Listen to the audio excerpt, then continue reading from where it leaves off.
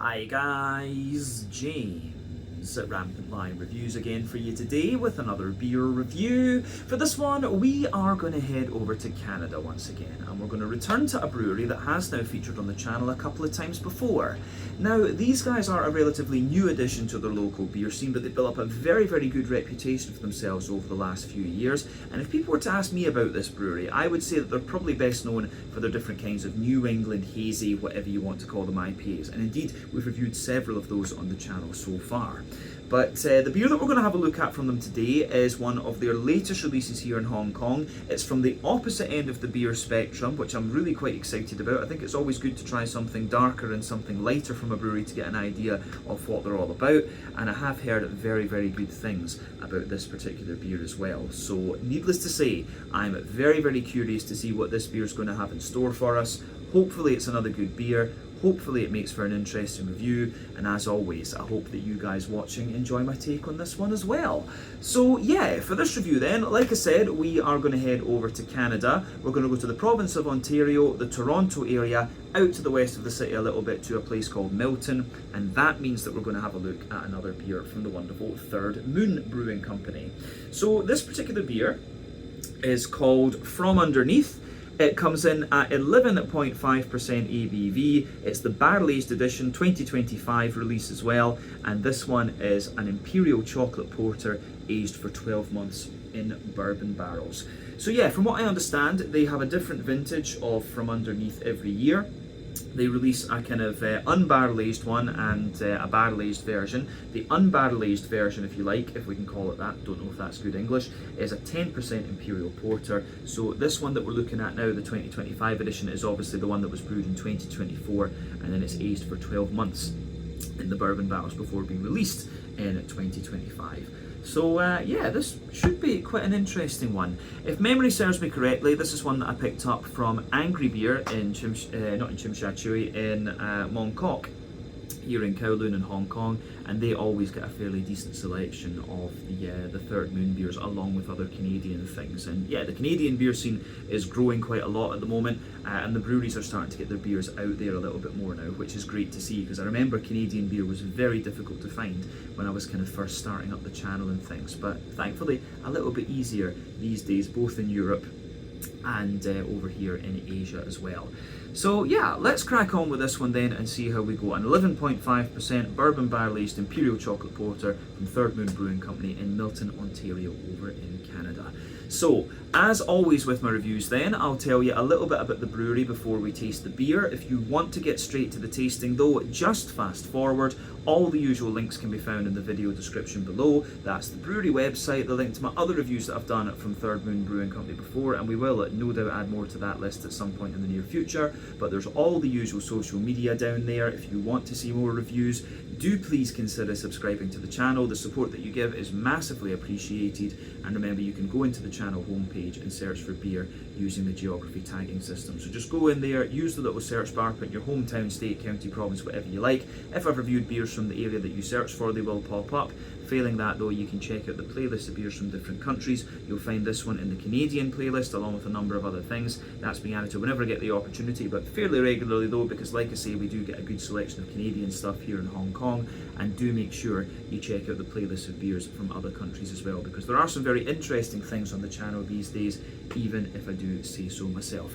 Since this is a Canadian beer review as well, do make sure that you check out some of my Canadian beer tubing colleagues. Lee Russell, of course, one of the real OG first generation beer reviewers here on YouTube. Go and check out his channel. Lovely guy, wicked sense of humour, I really like him. And of course you've got Redbeard, who does his beer and gaming reviews and things, Off the 10th, and there's a bunch of other guys these days as well. So yeah, go and check out the Canadian beer tubers, and they'll keep you a little bit more up to date on the different Canadian beer scenes in the different provinces, a bit more readily than I can, of course. But yeah, let's crack on then and have a wee look at the brewery history for Third Moon Brewing Company then. So, Third Moon Brewing Company, as I've mentioned to you already, are based in Milton in Ontario, which you'll find out to the west of Toronto, and the company was founded by Steve Bibo Piloto and Chris Steininger. So, Bibo is originally from from Chicago in Illinois down in the US, but he moved to Montreal and Quebec to study, and then he went on to Ontario shortly after graduating. So he studied communications and finance and then worked in investment and trade for a number of years. And Chris originally studied maths and computing science and comes from a background in IT and product management. But the two guys were basically big beer enthusiasts, and they actually met through a mutual friend's Untappd meetup, and they sat opposite each other and just enjoyed the night nerding out on different beers that they tried, and this was where their friendship was born. So they both tried to find beers from different breweries across the world, and Bibo was already an avid home brewer, and so they say that they just want to brew the kinds of beers that they would like to drink themselves. So the brewery was announced in the summer of 2019, and then they opened in 2020 in the middle of the COVID pandemic. But since their foundation, they've added Jim Fay and Cole Firth to the brewing team, while Melissa Steininger also came in to take care of the operations and maintenance of the equipment. But once the COVID restrictions were lifted, they opened up the tap room at the brewery, and they've been gradually upgrading the fermentation capacity of the brewery over the last few years, although I couldn't find an exact figure for what their output and capacity and things like that is. But yeah, over the last few years they've continued to develop new recipes and things like that. Like I said earlier, they've really made a name for themselves when it comes to the New England hazy IPAs and stuff like this. And as of September 2025, when I'm filming this review for you, these guys have produced 475 different kinds of beer according to Untappd. But yeah, that is everything I can really tell you about Third Moon Brewing Company for the moment. If you want to learn more about these guys, you can check out the brewery website. You can follow them on Facebook and Instagram to keep up to date with all the latest goings on, and you can check out the Rate Beer, Untappd and Beer Advocate pages to learn a little bit more about all the different beers that these guys have done. So yeah, let's go on then and have a little look at the beer itself. So yeah, I think this should be quite interesting. One of the things that I really do like about Third Moon Brewing is that their artwork is all pretty kind of like black metal. It really reminds me of some of these, you know, church burning death metal bands from Norway and stuff like that. So I always find that quite funny. But yeah, you can see the sort of zombie looking guy coming out of the trench. It kind of reminds me of like a World War I scene, you know, the underground trenches and stuff like that, and then maybe like a 28 days later infected thing coming up there. But yeah, you can see the Third Moon Brewing Company symbol on the top of the can there. It's a plain black can, of course, silver bottom on it though, incidentally.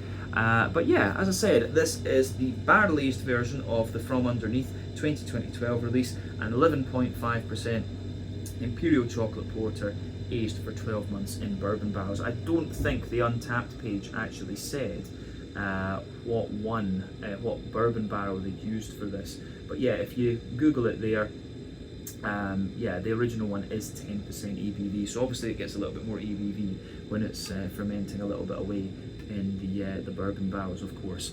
But yeah, I think we can leave it at that for talking about the technicalities of the beer itself, and we can get it out and into the glass. My first dark beer from these guys. Let's get rid of the computer screen now and focus on this. So, a little bit of CO2 smoke visible when we open this one up, but let's get it out into the glass and see how we go. Should point out as well, incidentally, this one is a 473 milliliter can, 1 North American pint. So yeah, tell you something, you can smell the bourbon barrel off this already. Maybe a bit of Heaven Hill or something, I don't know. But yeah, anyway, you can see this beer's poured pretty much exactly as you would expect of an Imperial Porter. It's got that lovely dark ebony rosewood colour to it. Little bit of haziness and stuff to it as well. Like if you shine the light through it, you're not even getting very much of that kind of Coca-Cola, Pepsi coloured edge actually.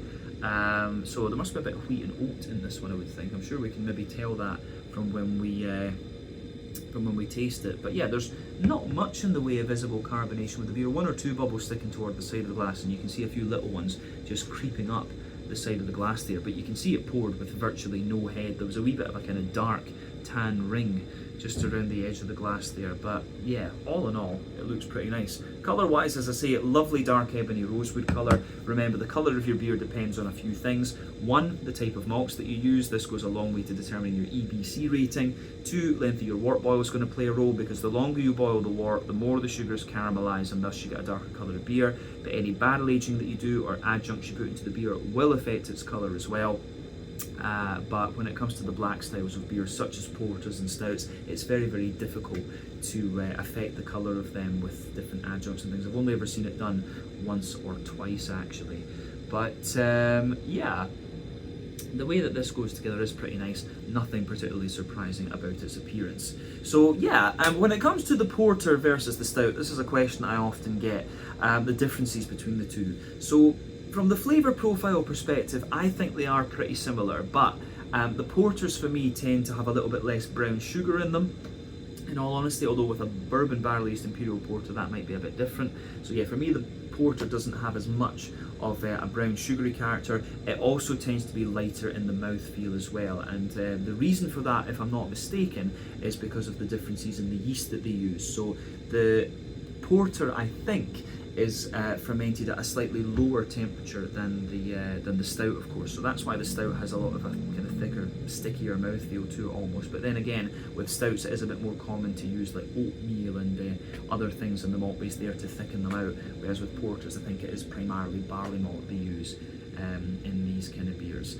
So yeah, if you're a brewer and you know better than that, please do comment in the comment section below and let me know, because I would love to learn a wee bit more about that. I haven't reviewed too many porters over the years actually, although in fairness this is the second one in about 2 or 3 weeks, which is a bit unusual for the channel. Most of the dark beers we review are of course Imperial stouts on here, but yeah, definitely cool to find a dark beer from this brewery. As I say, the very first time we're looking at it from Third Moon Brewing Company. But I think we've said everything we need to about the technicalities of porter and stout and the appearance of the beer. Let's go on to the aroma section of our video and just see what we've got then, because I'm very curious about this. Alright, okay. So it's actually a fairly sweet porter, this one, to be honest with you. It's got an interesting balance to it. Like, it's got a lot. The first thing that jumps out at me is there's quite a lot of cocoa nibby type dryness to it. The barrel, of course, sits underneath it. There's not too much hoppy character. It's just got a little bit of fruitiness. So yeah, it comes across as being quite a dry porter, in all honesty, and quite chocolate. You know, get a lot of the cocoa nib out of it. When they call it an Imperial chocolate porter, that would kind of make sense, wouldn't it? So yeah, it's giving you what you'd expect, in all honesty. Let's just break the aroma down then and describe it for you a wee bit more in depth, if you like. So I will say that when you let it settle, the aroma isn't too pungent. You have to shake it up a little bit, or sugar it up, as I say, to just get some of that to come out. So yeah,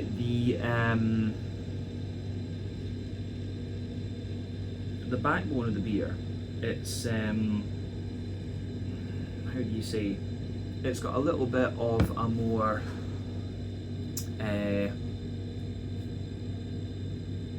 you got that nice kind of smooth North American oak in there. As I've often said, European oak for me is a little bit drier than its North American counterpart. They are different species of tree, of course, so you would find those kind of differences. But yeah, the North American oak, I think, is a little bit smoother. So I'm getting that smooth American oak in there, and that little bit of vanilla coming out of it as well. But on top of that, you can definitely get the bourbon spirit, and the bourbon coming out of this one for me is actually it's slightly drier, and it's kind of like more toasty, I think, as well. If I remember correctly, you can only call it bourbon if it's produced in Kentucky, or maybe a specific region in Kentucky. But yeah, so that's obviously why Jack Daniel's is called a Tennessee whiskey. But of course you've got whiskey from lots of other things. But if I remember rightly, yeah, bourbon can only be from Kentucky, if I'm not mistaken. One of those geographically protected things. But yeah, I wonder what bourbon barrel they've used in this. Maybe a wee bit Heaven Hill. I wonder about that. So yeah, the aroma, the barrel side of this one, it's not too dominant actually. It just kind of forms a nice little bit of complexity, but you do get a little bit of sharpness in the top of the nose from it, I would say, from the kind of fruity side. But yeah, interesting stuff. So yeah, in terms of the actual beer side of things then, if we exclude the barrel from that, the backbone of this beer, for me, it smells a bit like that slightly toastier edge of the, smells a little bit like the kind of toastier edge of a cake, like a sponge cake, like a sort of chocolate sponge cake in there. I'm getting a little bit of that out of this one. So beyond that, I do get some kind of rye bready notes as well. There's like a more wholemeal brown bready character in this one, and there's a wee bit of nuttiness to it also, I would say. So there's a wee bit of nuttiness kind of mixed into those layers. But yeah, chocolate sponge cake for sure. I do get a little bit of a more kind of gooey, like chocolate brownie type note out of the beer as well. And then, as I say, when your nose gets it, when you're taking the nose in a bit more deeply, if that makes sense, you get a little bit of this kind of gooey chocolate brownie type note out of it. So the chocolatey side of this one for me is more, the chocolate brownie side of things in this one for me is more, like sort of 40% cocoa chocolate, I would say. So at the front, yeah, it's more 40% cocoa chocolate, but then yeah, further back on the nose it comes out a bit more like a sort of 70 or 80%. I'm sure we'll see that in the flavour as well, but it mostly is cocoa nibby, like I say. Now in terms of brown sugary note, I do get a little bit of a toasty and a little bit of a leathery brown sugar out of this one, but I'm not getting so much in the way of like big treacle or molasses kind of notes out of this one, or too much in the way of caramel. Like it does come across as like a slightly drier, smoother porter in a sense. So we'll see how that kind of transpires in the actual flavour of the thing too. But yeah,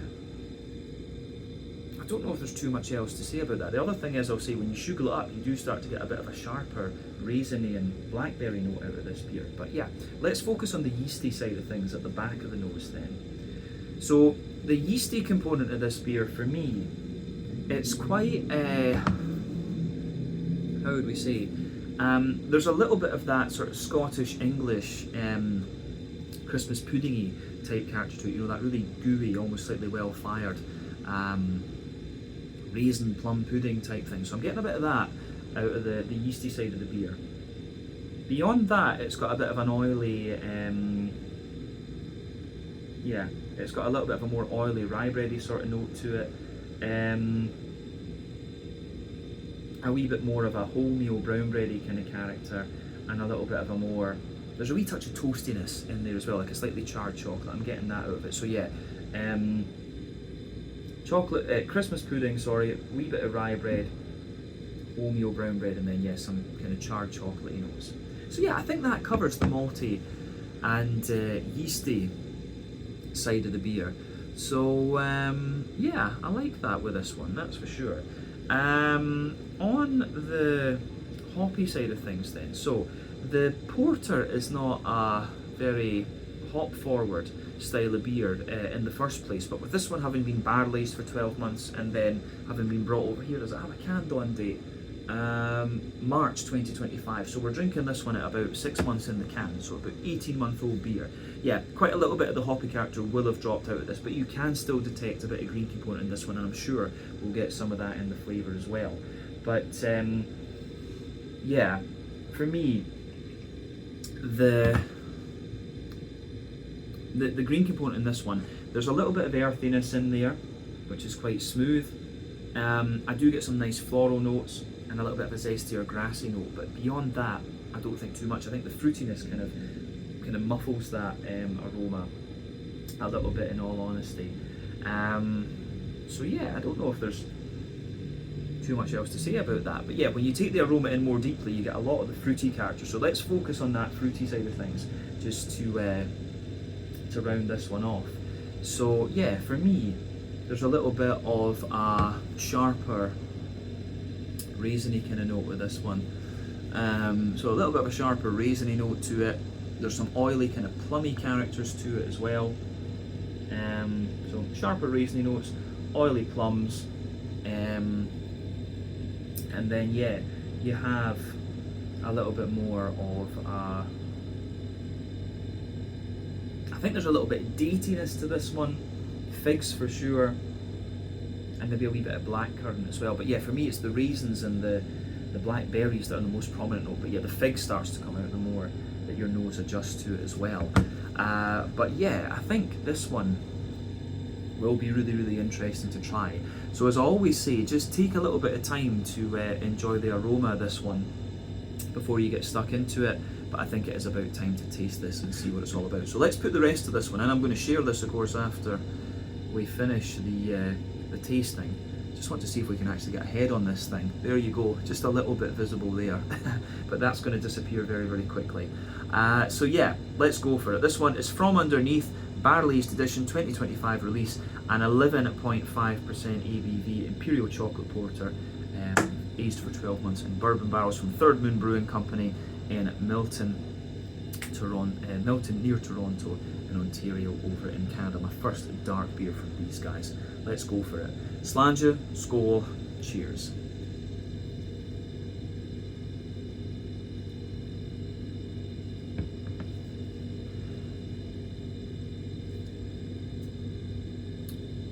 Ooh, right. Okay, so lovely, very, very smooth and silky Imperial Porter, this one. It does show you a wee bit of like toastiness and bitterness into the aftertaste as well, so that's really nice in this one. But yeah, there's not a lot of brown sugar to this, which is, again, that's one of the distinctive things for me about the porter versus the stout. The porter is a little bit more like, the flavour profile is probably closer to the German Schwarzbier lager than it is to the Imperial Stout, right enough. That's probably a good comparison. And yeah, in fairness, when I think about it, I've not had too many barrel-aged Imperial Porters. I think the ones that I have had have come from the likes of Pojala and maybe Puaste, both of whom you'll find in Estonia, in the Baltics. So yeah, I think it must be the first Canadian Imperial Porter I've had too, come to think of it. So yeah, there we go. We're still ticking boxes on Rampant Lion Reviews, 4,350 reviews in, so that's pretty cool. Yeah, but really, really lovely beer, this one. You know, it's quite sort of straightforward in terms of its flavour profile. It's kind of giving you everything you'd expect from the style, but it's just a really, really nice take on it. So there's nothing surprising about this beer. It's just really well done, and at this stage in my kind of beer tubing career, if we can call it that, you can't really ask for much more. The beer also feels a little bit nostalgic for me, because it reminds me of an Imperial Stout that I had from Stigbergets in Sweden, and it was just called Big Bourbon Barrel Aged Imperial Stout. This one is kind of like that for me. It's got that very straightforward flavour. It's giving you everything you want, but it's just really, really nicely done. So as I say, thumbs up to Third Moon Brewing Company for this. And I would be curious to try more styles from these guys, like some barley wines and quadruples and stuff like this. But their hazies are very good, and that is of course what they're known for. But we'll see what they produce over the next while. Anyway, let's focus on this one and describe the flavour for you.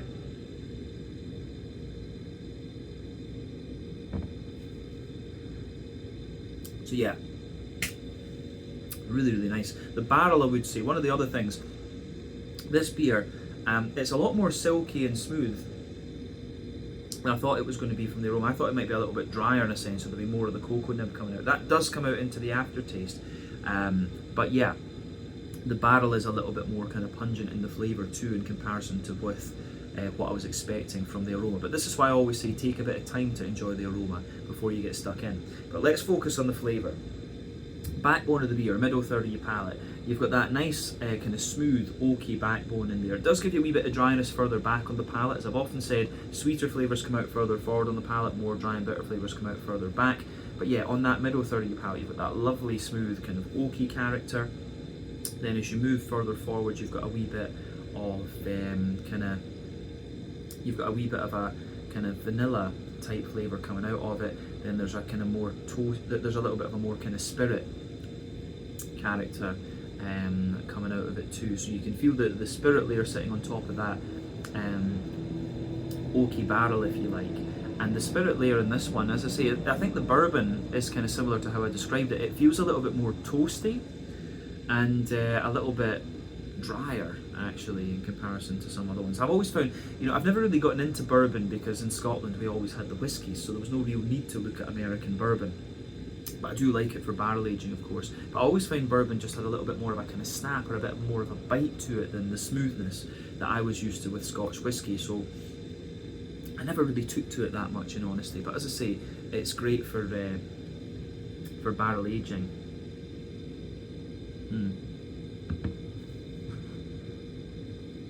But yeah,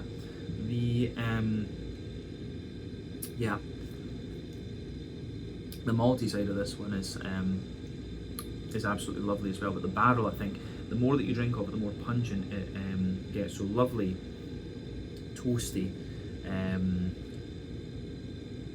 lovely kind of toasty bourbon character and it gets sweeter into the aftertaste too. So I think we've covered the barrel at this point. Let's actually go on to the beer itself. So the backbone of the beer, in comparison with the aroma, it does have a little bit of that roasty, toasty, kind of well-fired backbone to it. But then above that, you get all the other things that I was talking about. So the next layer up feels like a slightly kind of toasty edge of like a chocolate cake or something. That little bit that sticks to the baking tray. The next layer up for me is like a more kind of rye bready sort of note. Then you've got more of a kind of a wholemeal brown bready kind of character. Then the next layer up is like a sort of chocolate sponge cake, in all honesty.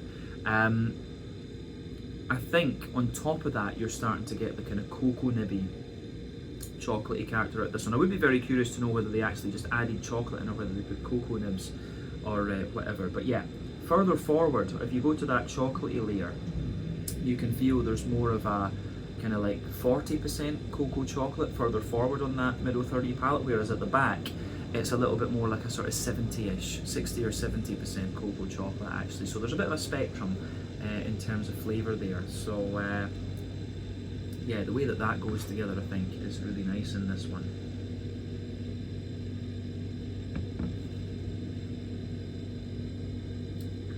Yeah, so for me, the cocoa nibby type character is quite interesting. I think it does sweeten up a little bit into the aftertaste as well, and you get more dark chocolatey character out of it. But yeah, the next layer up from the chocolate, I do think there's like a little circle in the middle of your palate there, and I feel in the base it's got a little bit of toasty brown sugar, but then a little bit of leathery brown sugar, and you can feel just in the very dead centre of your palate there's a little tiny dab, pinky dab of that kind of treacle molasses type flavour, and that's the boozy side of the beer. But the brown sugar side of this one is very minimal. It comes out more into the aftertaste, and as I say, a little bit of a kind of slightly toasty note, a wee leathery note, and then a little bit of a dab of there's just a little touch of a dab of a kind of, how would you say,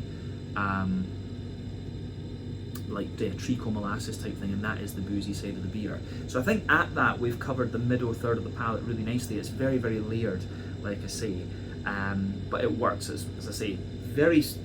Nothing unusual about this beer. It's just really nicely done when you consider, you know, in terms of style and things. So yeah, that covers the middle third of the palate. Let's go to the back third of your palate then. As I've often said, the back third of your palate is going to give you very similar flavours to the middle third of your palate, just at different kind of levels and intensities and stuff. So yeah, border region between middle and back third of your palate, you get that nice little bit of kind of bready build up in there again. In the base you've got that sort of cakey edge, if we can call it that. Then you've got the rye bread, the wholemeal brown bread, then the more kind of chocolate sponge cakey type note, and there's a wee bit of the kind of drier cocoa nibby character above that. But yeah, in the base of that back third of your palate, you've got a really nice little bit of you know, drier woody bourbon barrel in there. So the drier side of the barrel's there, the slightly more toasty side of the bourbon spirit sitting above that. Then yeah, you've got the cake edge. That layer feels a little bit lighter, taller, more airy, and it almost feels like it's got a little bit of brown sugar to it in a sense as well. Then yeah, you've got the rye bready layer, which again, a little bit lighter, taller, drier, more airy. The same about the wholemeal brown bready character above that as well. And then yeah, there's the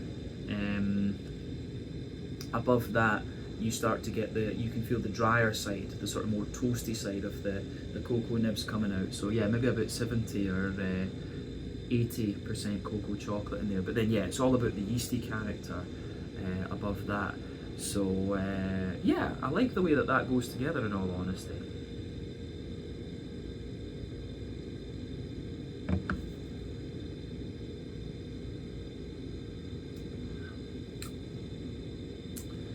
So yeah, let's look at that yeasty side of things. Yeah, the yeasty side of the beer for me is more, like, at its core, it's got a more dense, oily kind of, that sort of Scottish English Christmas puddingy sort of thing I was talking about earlier. That's really what's at the core there. Then it's surrounded by a bit more of a kind of rye bready note, maybe a bit of a more wholemeal brown bready character. Then the very edge of it is like somewhere between a charred chocolate and a kind of charred bread crusty character, and that lingers into the aftertaste and gives you that wee bit more roasty, toasty bitterness out of the beer. So yeah, this beer is drier into the aftertaste, and it's a mix of the kind of cocoa nib and the kind of charred bread crust. So yeah, definitely back third of your palate you can feel the flavour is a little bit taller, and as you move further forward into the middle third of your tongue, it just kind of compresses down and squashes together that little bit more. So yeah, the way that that goes together in this beer, I think, is really, really nice. So I think we covered the malty and yeasty side of this beer in all honesty quite well. So let's go on to the hoppy side of things then. As I mentioned earlier, a lot of the hoppy character will have dropped out of this beer because it's barrel aged and stuff like that, but I'm guessing this beer will have either like Williamette or Galena or something like that in it. But still, there is a wee bit of hoppy character to this one, so you've got a nice little bit of earthiness in the back corners of the palate. As you move further forward from that, it's got a little touch of a herbally woody kind of character, and then as you go further forward from that, yeah, it's a little bit more floral and aromatic. But then yeah, round the front curve of the tongue, you get a little bit of a lighter sort of grassy kind of note out of this one. So yeah, the green component, as I say though, is kind of quite smooth because it's dropped out in this beer as it stands. From the actual brew, when they would have added the hops, it's about 18 months old. So yeah, there is still a bit of that green component. The grassiness, I think, is the most prominent component, but yeah, it works really nicely and just adds a wee bit more complexity to the beer. So yeah, let's look at the front third of your palate then and the fruity side of things with this one. So yeah, border region between front third and middle third of your palate, you get that nice little bit of kind of bready build up in there. You've got the cake edge, the rye bread, the wholemeal brown bread, and then a wee bit of the kind of chocolate sponge above that. The base of the front third of your palate is kind of the same. You get the smoother side of the oak, a little bit of vanilla, the sweeter side of the spirit as well. Then yeah, you've got the more kind of cake edgy sort of note on this one. You've got the rye bready character, the wholemeal brown bread, the chocolate sponge, and then the smoother side of the cocoa nibs in there. And yeah, it's a little bit of a toasty brown sugar and a bit of a leathery brown sugar sitting on top of that. Then you get that nice oily bubble where the juicy fruity esters roll their way out of the beer. So yeah, the way that that goes together, I think, is really, really nice.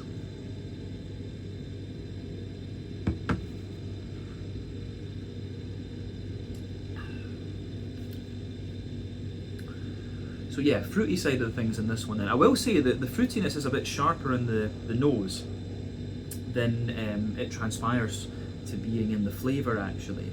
So yeah, for me, with the flavour, you've got a little bit more of a, how would we say, there's at the back of that front third of your palate, you can feel there's a little, would I say raisin?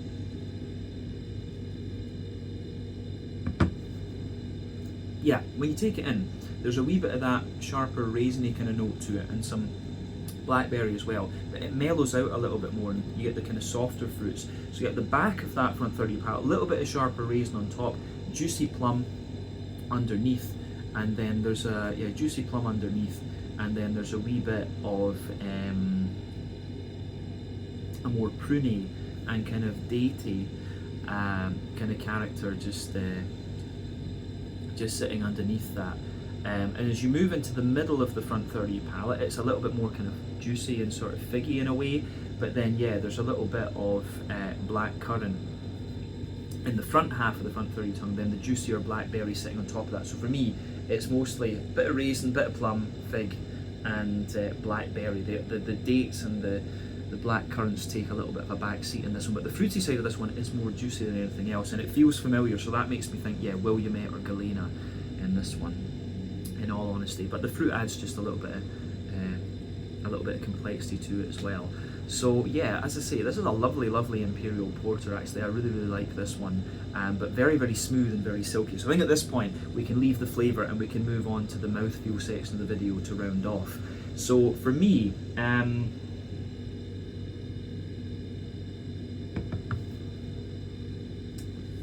as I say, this beer, I do suspect there's a little bit of oat in this one, if not maybe a bit of wheat as well. Although, I think, yeah, probably oats. Does it actually say on the can? No, it doesn't. I guess you don't have to put ingredients list in Canada, but that's maybe another thing.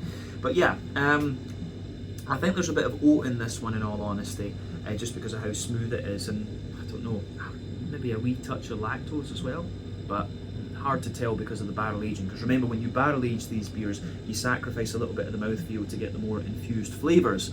But yeah, mouthfeel wise, as I say, for me, it's a mixture of silky and kind of oily. So yeah, lovely silky oiliness to this one, and yeah, I think that goes together really nicely with it. So yeah, lovely smooth silky oily flavour, mouthfeel, sorry. And yeah, for me, this one I would describe as being sort of bottom end of full bodied, very, very smooth carbonation. The IBU in this one is a little bit difficult to judge because it does get a little bit drier into the aftertaste, and it shows you a bit more of that kind of toasty side as well, which I do really quite like.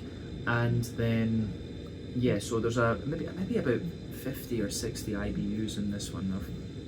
Nah, 60's too high, maybe 40 or 50 I think is about right for this one. But you could obviously conflate a little bit of the dryness and the toastiness and stuff in this one with what you might, with the actual hoppy bitterness of the beer.